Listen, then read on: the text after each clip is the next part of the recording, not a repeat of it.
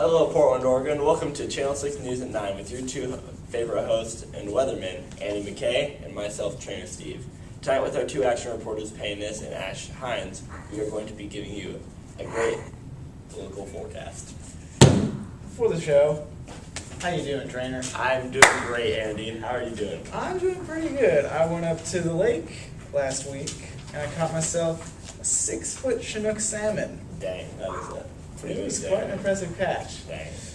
Tonight, our top stories are Prohibition, the Great Depression, and sports and weather. It's promising to be a great show. Yes, it is. And Ash Hines will be doing the weather, and Paynes will be doing the Prohibition, and myself, I will be doing Great Depression. And of course, I'll be doing sports. Yes. I'm Andy McKay, and this is sports. I recently took a trip to the Oregon Agricultural College in Corvallis, and it was a big week for them.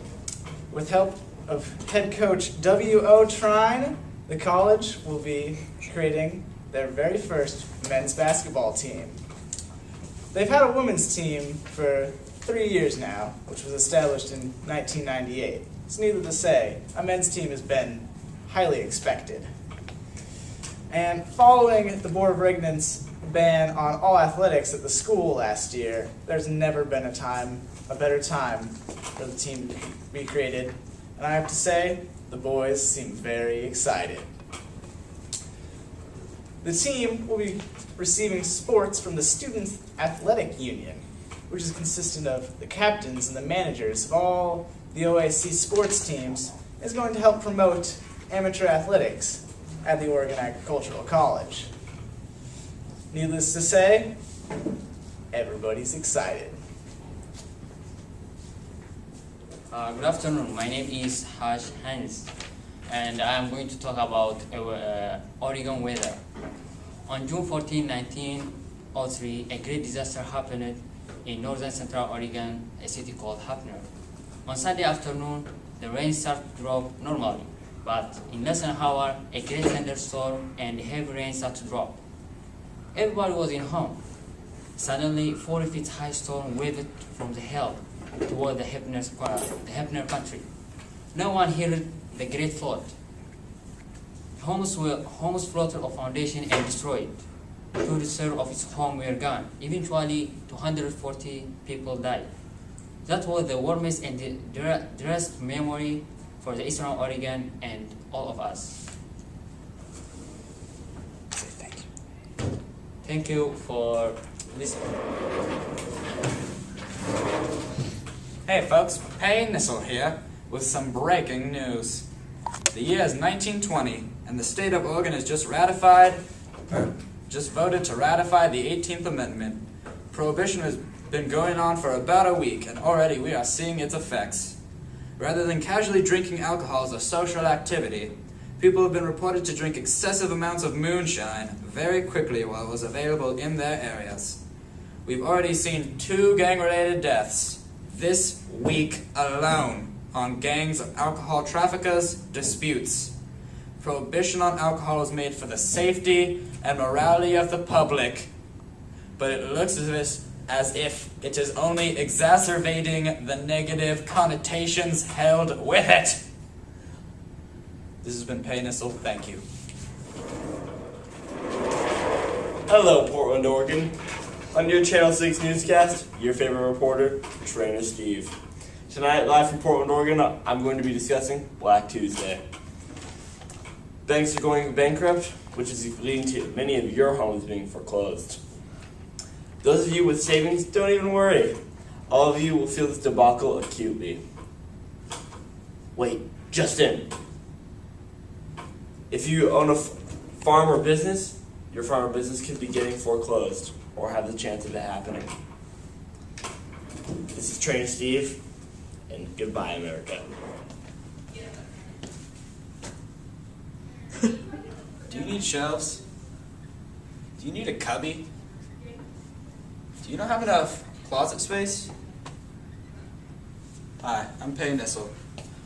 And I lost all my possessions in the Great Depression.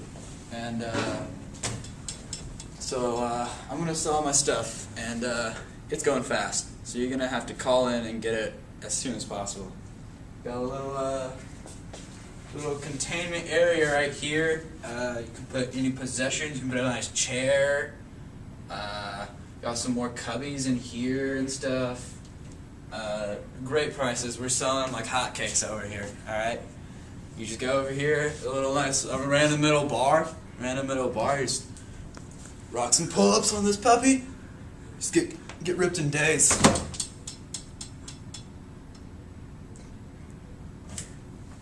So call in. It's $29.99. Thank you. Photos of your favorite teachers. School schedules. Lock-in and lock-out procedures for your school to stay safe. Textbooks you like. More books that you like. I'm very interested into American culture. Photos of your friends and family. Sports that you like. You can do so much with this. Bye. Andy McKay here. Oh, we've got a very interesting show for you. We have, coming to the studio, one of the very first men basketball players at the Oregon Agricultural College, and here he is. It's great to see you, sir. Nice to meet you. Now, son, what is your name? I'm Michael Horden. Nice to meet you. Great name. Well, I'm Andy McKay, if you don't already know. And how are you feeling about starting for the Coyotes this basketball season? No, basketball at this college will be great. I mean, it'll be like the first time I'll actually be playing college ball. One of the first men to do that. It's gonna be a great season. Hopefully, we're gonna do well. We have our schedule out already, and it's gonna be a good season. Great group of guys. How do you think your teammates will do? Like I was saying, a great group of guys. I think we're gonna do pretty well. It's gonna be a good season. Who is the standout player?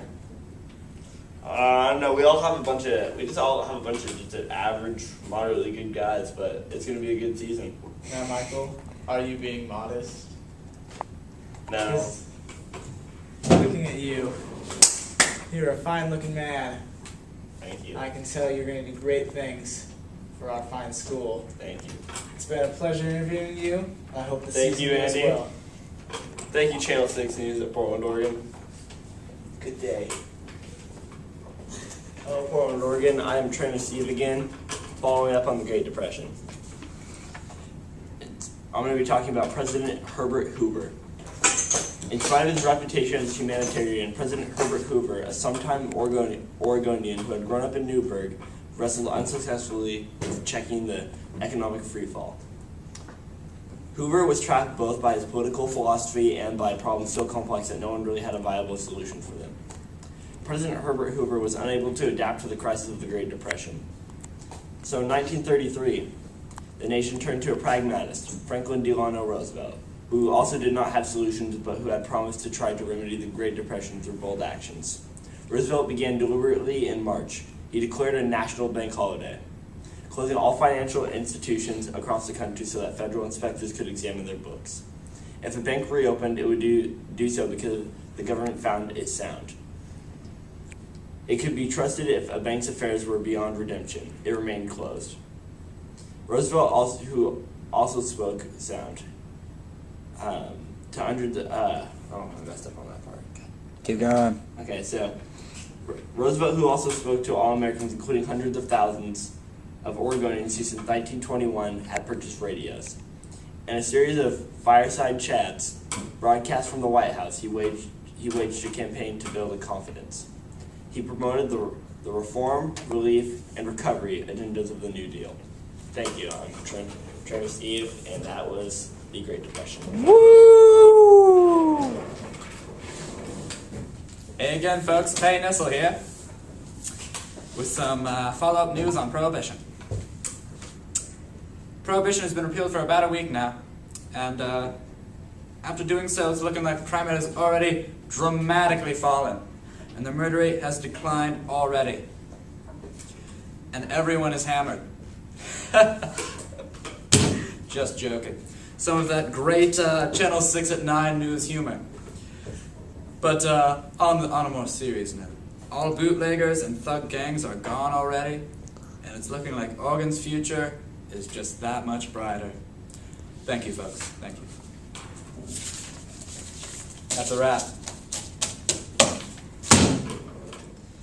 Hello, Channel 6 News at 9. This has been a great night, and How about those stories? great stories tonight we had.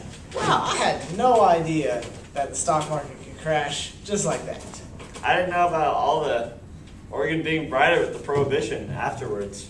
I swear, Follow looked nice. when they passed that law, I was about... But then they repealed it, so, Yeah. you know, we're all good.